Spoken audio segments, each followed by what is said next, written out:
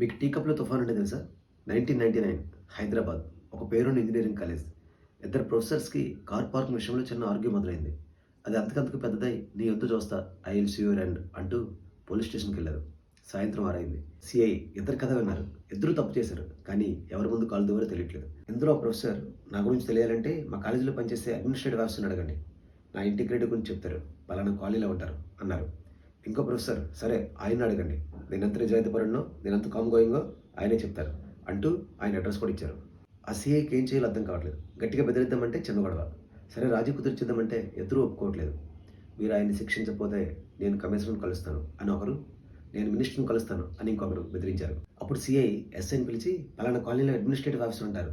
ఆయన తీసుకురండి అంటూ అడ్రస్ ఇచ్చి ఇంటికెళ్ళిపోయారు. అప్పుడు ఎస్ఐ జేబు దొంగలు విచారించే పనిలో ఉన్నారు. అది పూర్తి అయ్యేసరికి రాత్రి 8 అయింది.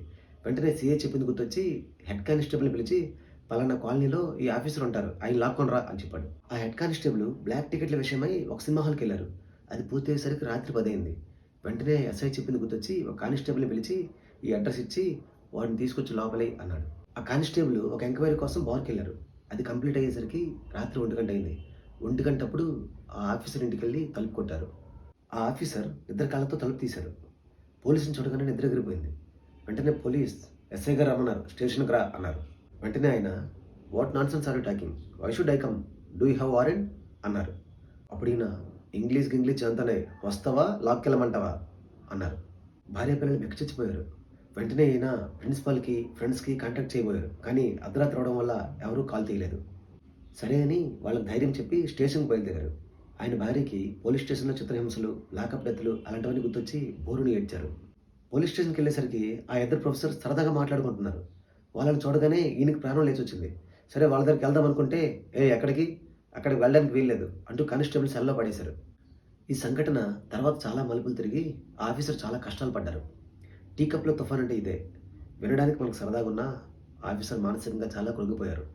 ఆయన భార్య ఆ రోజు నుంచి ఈ రోజు వరకు డిప్రెషన్‌కి మందులు వాడుతున్నారు. వాళ్ళ పిల్లలు పోలీస్ వ్యవస్థపై ద్వేషం పెంచుకున్నారు.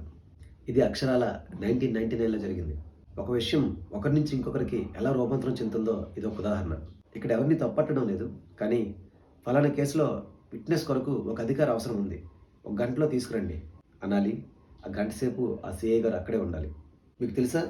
కమ్యూనికేషన్‌లో మనం ఉపయోగించే భాష 7% విషయాన్ని మాత్రమే తెలియజేస్తుంది. 33% కంఠస్వరం, 60% బాడీ లాంగ్వేజ్ ద్వారా పూర్తి విషయం తెలుస్తుంది. చూసారా?